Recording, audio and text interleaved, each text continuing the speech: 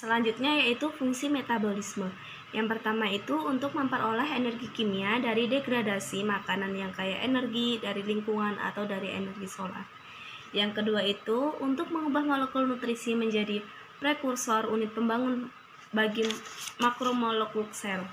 Yang ketiga, untuk menggabungkan unit-unit pembangunan ini menjadi protein, asam nukleat, lipid, polisakarida, dan komponen sel lainnya. Dan yang terakhir itu untuk membentuk dan mendegradasi biomolekul yang diperlukan dalam fungsi khusus sel. Metabolit merupakan hasil dari metabolisme. Nah, metabolis ini dibagi menjadi dua macam, yaitu metabolik primer dan metabolik sekunder. Nah, kita akan membahas tentang metabolik primer. Merupakan suatu metabolik atau molekul yang merupakan produk akhir atau produk antara dalam proses metabolisme makhluk hidup yang fungsinya sangat esensial bagi kelangsungan hidup organisme tersebut. Nah, terbentuk secara intraseluler. Proses metabolisme untuk membentuk metabolik primer disebut dengan metabolisme primer. Ciri-ciri metabolik primer. Yang pertama itu terbentuk melalui metabolisme primer. Yang kedua, memiliki fungsi yang esensial dan jelas bagi kelangsungan hidup organisme penghasilnya, merupakan komponen esensial tubuh, misalnya asam amino, vitamin, nukleotida, asam nukleat, dan lemak. Nah, yang ketiga, sering berhubungan dengan pertumbuhan organisme penghasilnya. Yang kelima, bersifat tidak spesifik, ada pada hampir semua makhluk hidup. Yang keenam, dibuat dan disimpan secara intraseluler. Yang ketujuh, dibuat dalam kuantitas yang cukup banyak. Dan yang terakhir yaitu hasil akhir dari metabolisme energi adalah etanol. Yang kedua yaitu metabolis sekunder. Metabolis sekunder, mikroorganisme tidak diproduksi hingga sel mikroorganisme menyelesaikan secara lengkap fase pertumbuhan logaritmiknya. Dikenal sebagai trofofase yang memasuki fase stansioner. Nah, periode selanjutnya ketika sebagian besar metabolik sekunder dihasilkan disebut sebagai indiofase atau endiofase. Nah, metabolik sekunder mikroorganisme dapat merupakan konversi dari metabolik primer mikroorganisme. Hubungan enzim dan temperatur. Aktivitas enzim dipengaruhi oleh temperatur. Secara umum, setiap peningkatan sebesar 10 derajat Celcius di atas temperatur minimum, aktivitas enzim akan meningkat sebanyak 2 kali lipat. Nah, pada temperatur maksimum, enzim akan menjadi terdenaturasi dan tidak berfungsi lagi dalam mengatalisis reaksi. Hubungan enzim dan substrat. Aktivitas enzim dipengaruhi pula oleh konsentrasi substrat. Pada konsentrasi substrat rendah, enzim tidak mencapai kecepatan konversi maksimum. Akibatnya, sulit enzim menemukan substrat yang akan direaksikan. Seiring dengan meningkatnya konsentrasi di substrat, kecepatan reaksi juga akan meningkatkan akibat makin cepatnya substrat terikat pada enzim. Kecepatan reaksi akan terus meningkatkan hingga disampai titik jenuh, di mana seluruh tanpa aktif dari enzim telah terikat secara konstan pada substrat. Peningkatan konsentrasi substrat pada titik jenuh ini tidak lagi mendapat meningkatkan kecepatan laju reaksi. Hubungan enzim pH. pH lingkungan juga berpengaruh terhadap kecepatan aktivitas enzim dalam mengatalisis suatu reaksi. Setiap enzim memiliki pH optimum di mana pada pH tersebut struktur 3 dimensinya paling kondusif untuk mengikat substrat. Bila konsentrasi ion hidrogen berubah dari konsentrasi optimal, aktivitas enzim secara progresif hingga sampai pada akhirnya enzim menjadi tidak fungsional. Nah, sel-sel mengatur pH internalnya dalam kisaran optimum untuk aktivitas enzim-enzimnya. Nah, selanjutnya hubungan enzim inhibitor. Inhibitor dapat bersaing dengan substrat dalam berikatan dengan enzim, sehingga menghalangi substrat terikat pada tanpa aktif enzim. Nah, proses ini disebut dengan inhibisi bersaing, di mana inhibitor dapat digantikan oleh substrat. Pada inhibisi bukan bersaing, inhibitor tidak dapat digantikan oleh substrat sehingga akan menghasilkan reaksi. Definisi lintasan biosintesis. Nah, lintasan biosintesis merupakan suatu lintasan yang terdiri dari rangkaian reaksi biokimiawi dari bahan awal menjadi metabolit. Lintasan biosintesis metabolik primer adalah proses fotosintesis yang menghasilkan karbohidrat, proses siklus Krebs, sintesis protein, sintesis asam lemak, dan lemak.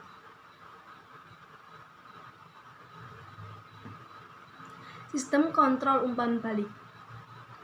Inhibisi umpan balik merupakan situasi di mana hasil akhir produk yang terdapat pada jalur biokimia akan menghambat enzim katalase reaksi, biasanya reaksi pertama yang terdapat dalam jalur. Nah, hal ini menyebabkan adanya gangguan pada perlekatan enzim dengan substrat sehingga menimbulkan hambatan pada aktivitas enzim. Pada mekanisme resi umpan balik, produk akhir atau derivatnya akan mencapai sintesis salah satu ataupun berbagai enzim yang mengatalisis reaksi yang terdapat dalam jalur produksi.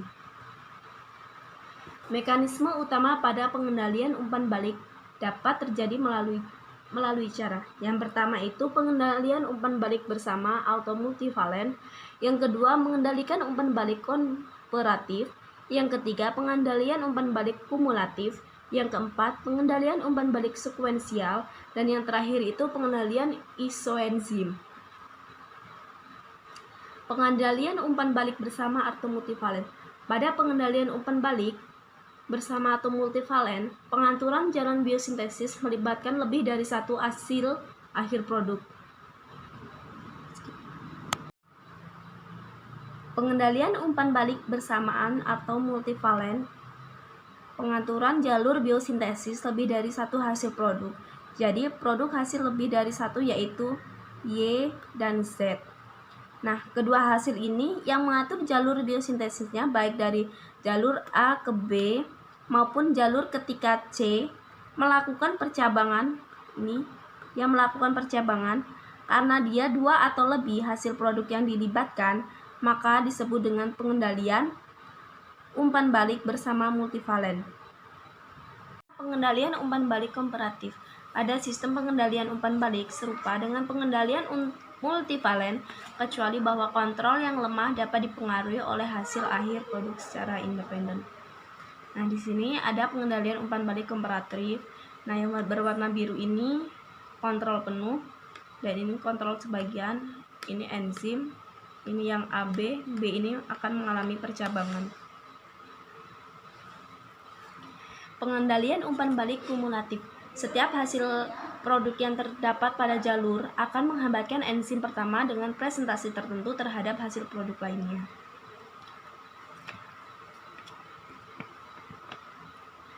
Hasil produk dari Y dan Z ini secara sendiri akan mengurangi aktivitas enzim pertama di jalur A ke B sebanyak 50% dari inhibisi total pada saat kedua produk Y dan Z itu berlebih.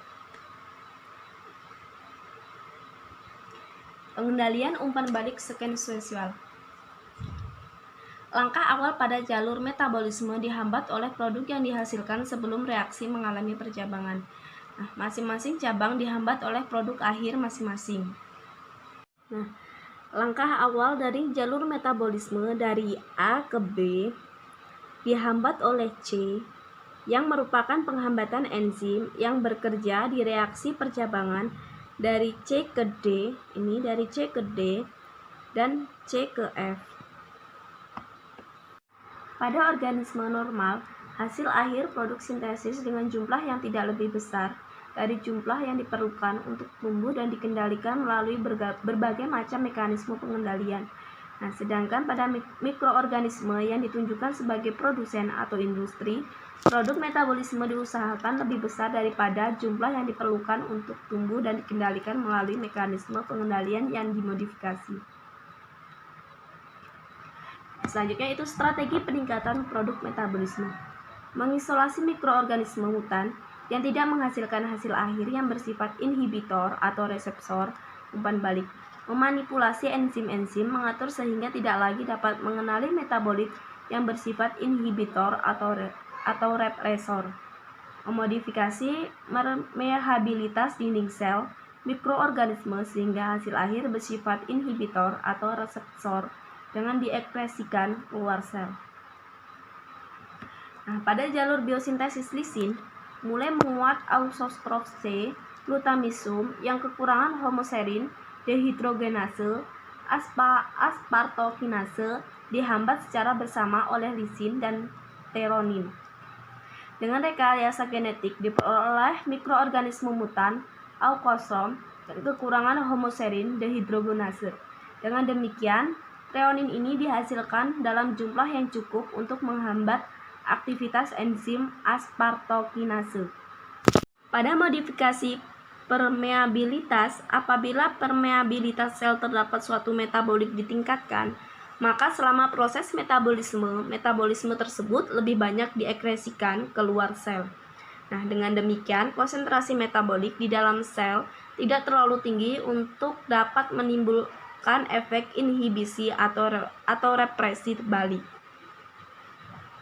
Nah, di sini terdapat biosintesis lisin oleh Corynebacterium glutamicium. Nah, reaksinya dimulai dari aspartat. Aspartat kemudian menjadi aspartat fosfat dengan bantuan aspartat kinase. Nah, dia tuh akan membentuk aspartik semialdehida ini. Kemudian akan mengalami reaksi percabangan membentuk homoserin dengan bantuan homoserin dehidrogenase dan membentuk dehidropolinat ini. Dia tuh akan membentuk dehidropolinat bersama dengan pirufat dengan bantuan dehidropolinat sintase. Dihidrodipikolinat ini akan terus jalur reaksinya hingga membentuk lisin. Nah, lisin ini juga akan dihasilkan berlebih. Nah, dia tuh akan menghambat dari dihidropokolinat sintase. Cabang lain, homoserin akan membentuk fosfohomoserin. Nah, fosfohomoserin ini akan membentuk treonin dengan bantuan treonin sintase. Nah, treonin ini jika diproduksi berlebih, dia tuh akan menghambat kerja homoserin dehidrogenase ini. Treonin ini kemudian akan bereaksi lagi dengan bantuan enzim treonin dehidratase, bereaksi terus hingga menghasilkan hasil akhir, yaitu produk isolesin. Nah, produk isolesin ini jika diproduksi terlalu banyak, dia tuh akan menghambat kerja dari treonin dehidratase tersebut. Nah, di cabang lainnya, fosfohomoserin akan menghasilkan sintasionin. Nah, bersama sintesis ini, kemudian sintasionin ini bereaksi lagi menjadi metionin yang menghasilkan produk akhir yaitu SAM. Nah, SAM ini akan mempercepat kerja treonin sintase. Nah, dia tuh akan mempercepat kerja dari treonin sintase sehingga laju reaksi akan lebih cepat. Pada hasil akhir yang berupa lisin, treonin jika diproduksi berlebih, dia tuh akan menghambat kerja asparat kinase sehingga laju reaksi akan lebih lambat. Nah, metabolit sekunder. Metabolit sekunder adalah suatu molekul atau produk metabolik yang dihasilkan oleh proses metabolisme sekunder. Mikroorganisme tersebut bukan merupakan kebutuhan pokok mikroorganisme untuk hidup dan tumbuh. Nah, metabolik sekunder ini dapat juga berfungsi sebagai nutrisi darurat untuk bertahan hidup dan tumbuh. Metabolik sekunder dibuat dan disimpan secara intraseluler. Metabolik sekunder banyak bermanfaat bagi manusia dan makhluk hidup lainnya, karena banyak di antaranya bersifat sebagai obat, pigmen, vitamin, ataupun hormon. Ciri-ciri metabolit sekunder. Yang pertama itu dibuat melalui proses metabolisme sekunder. Yang kedua diproduksi selama fase stasioner. Yang ketiga itu fungsi bagi organisme penghasil belum jelas, diduga tidak berhubungan dengan sintesis komponen sel atau pertumbuhan. Yang keempat dibuat dan disimpan secara ekstraseluler. Yang kelima hanya dapat dibuat oleh spesies tertentu dan dalam jumlah terbatas. Yang keenam umumnya hanya diproduksi oleh fungi, filamentous, dan bakteri pembentuk spora. Yang terakhir yaitu merupakan kekhasan bagi spesies tertentu.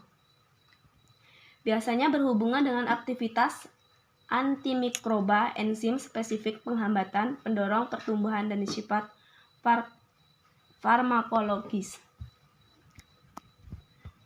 Beberapa enzim yang muncul pada akhir fase logaritmik dan terkait dengan sintesis metabolik sekunder.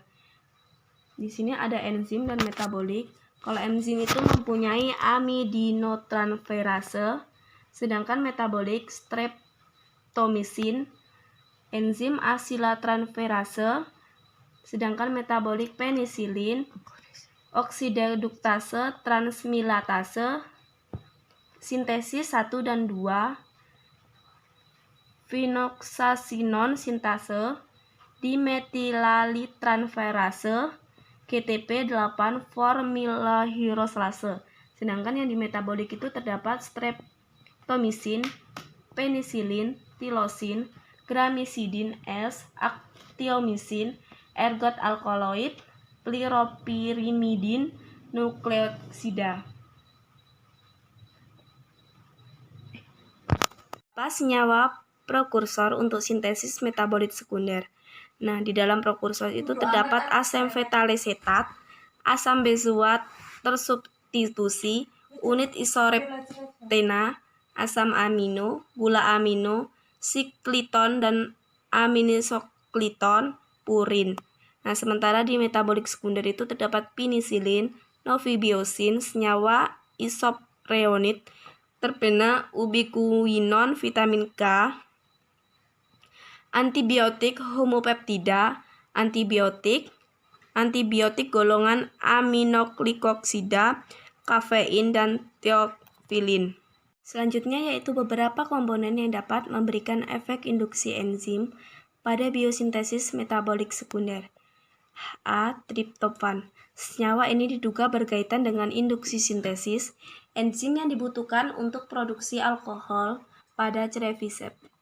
Yang B. Metionin. Selain sebagai donor sulfur, metionin juga menginduksi pembentukan enzim yang dibutuhkan untuk sintesis cefalosporin. Yang C. Dietil barbiturat.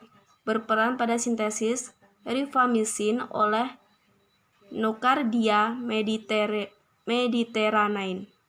Lintasan asam sikimat merupakan mekanisme proses biosintesis metabolit sekunder yang selalu melewati pembentukan asam sigmat. Prekursor asam sigmat metabolik sekunder. Pada lintasan asam sigmat selalu terbentuk asam sikimat, asam korismat, dan asam prefenat. Nah, asam prefenat hanya terdapat pada tumbuhan dan mikroorganisme dan tidak terdapat pada hewan dan manusia. Produksi metabolik sekunder oleh mikroorganisme dapat ditingkatkan dengan optimasi kultur, pertumbuhan dan kondisi pertumbuhan serta modifikasi genom mikroorganisme yang mengatur sintesis metabolik sekunder. Pada metabolisme sekunder, mikroorganisme penghasil antibiotik, penisilin, pertumbuhan sel yang cepat terjadi ketika glukosa dalam jumlah besar dikonsumsi. Nah, peningkatan produk dapat dihasilkan dengan cara penambahan glukosa secara bertahap. Nah, penambahan prekursor yang berbeda dapat menghasilkan produk yang berbeda.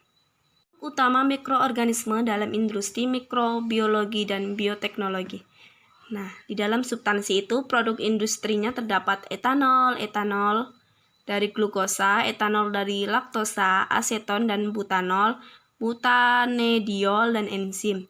Sedangkan dalam mikroorganisme, produk industrinya yaitu Saccharomyces cerevisiae, Cluveromyces fragilis, Clostridium acetobulissium, Aterobacter serratia, Aspergillus bacillus, Mucortirhoderma. Nah, sedangkan produk pertanian yaitu Gibberellin, bahan makanan, terdapat asam amino, asam organik, nukleotida, vitamin, dan polisakarida. Dan produk pertanian Gibberella fujicorae, bahan makanan, Corynebacterium glutamicium, Aspergillum niger, glutamicium, Asia aromatosium, Blakeslea, dan Xanthomonas. Substansi, produk kesehatan, antibiotik, alkaloid, transformasi steroid, insulin, hormon pertumbuhan manusia, somatostatin, dan interferon. Sedangkan yang ada di mikroorganisme produk kesehatannya yaitu Penicillium, Streptococcus, Bacillum, Salvium purpurea, Rhizopus, dan Escherichia coli. Nah, di dalam biofuel terdapat hidrogen, metan, dan etanol. Biofuel, mikroorganisme fotosintetik, Methanobacterium, Zoomonas, Thermonareobacter. Seperti pada metabolik primer, metabolik sekunder juga dapat memberikan efek penganturan umpan balik. Nah, di mana metabolik sekunder menghambat atau menginhibisi aktivitas atau menekan sintesis enzim yang diperlukan untuk produk metabolik sekunder itu sendiri. Nah, sekian presentasi dari kami. Saya akhiri, wabillahi taufiq wal hidayah. Wassalamualaikum warahmatullahi wabarakatuh.